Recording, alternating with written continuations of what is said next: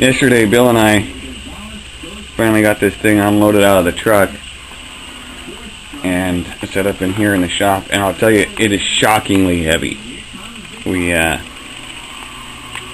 took this lathe and everything off of the table, and the table itself weighs maybe 100 pounds. It wasn't that bad. Maybe 200. It wasn't too heavy. The drive unit for the lathe weighs maybe 150 pounds, 100 pounds, something like that. It wasn't that bad. The lathe itself, with the ways and the gearing and everything attached to that, probably weighs around 600 pounds. I mean, it was just shockingly heavy. Just about took us out. But we got everything set up now.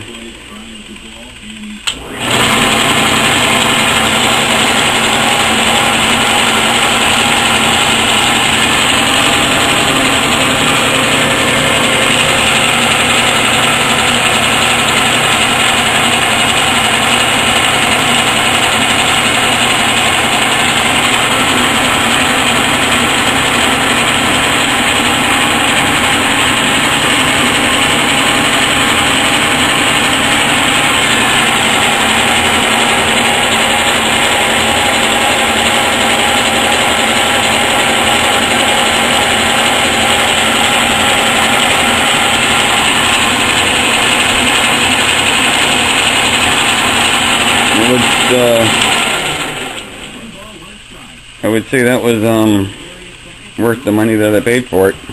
And we've been out here messing around, seeing what it can do, and turning some parts on it. Just messing around with some scrap that I had laying around, and it's like it's making chips. I'm pretty happy with it.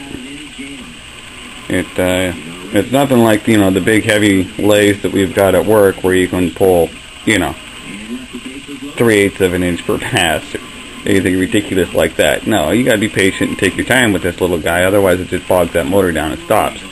But it does do it, and it does it accurately, and it does it. I don't know if you can see the finish on this guy, but it produces a pretty good finish.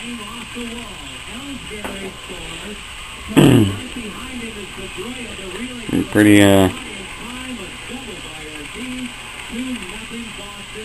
pretty happy with that.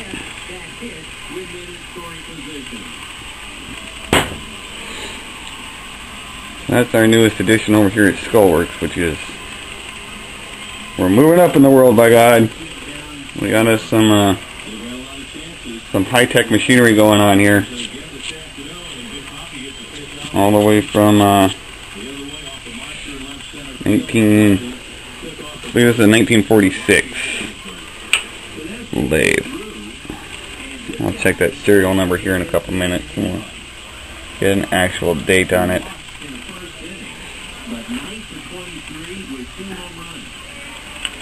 Pretty darn cool.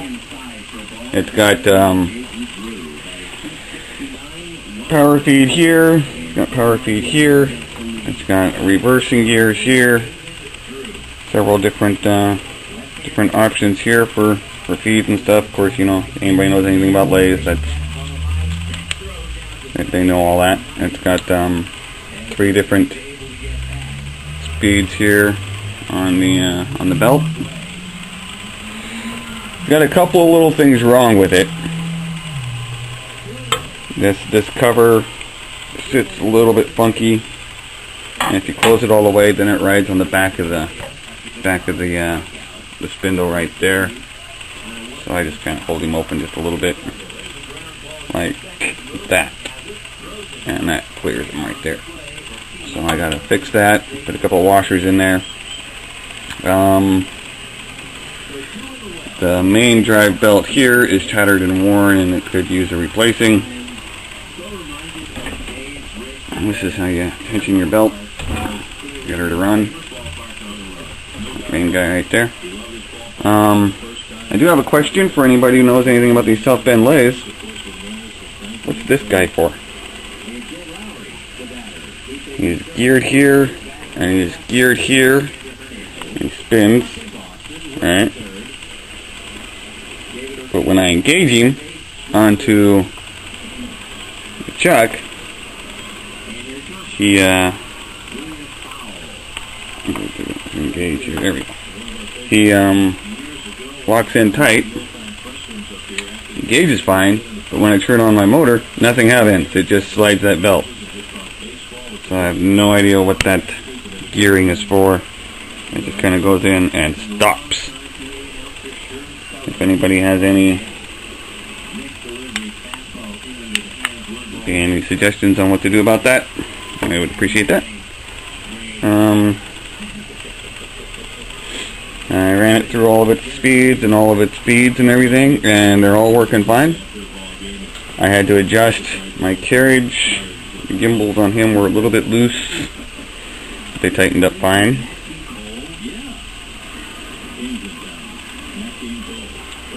I'm going to order a new tailstock assembly for it. You can get those brand new. You can order a brand new one. This one's a bit funky.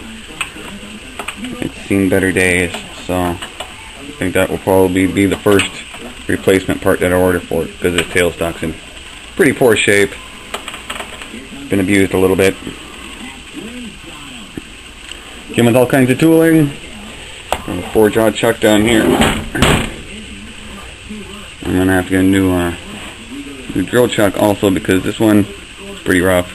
It works, but it's rough. And it came with all kinds of high-speed steel that you can grind down into whatever shape that you want to be machining with. But I'll probably end up ordering some 1/4-inch carbide holders for it. Came with several tool holders.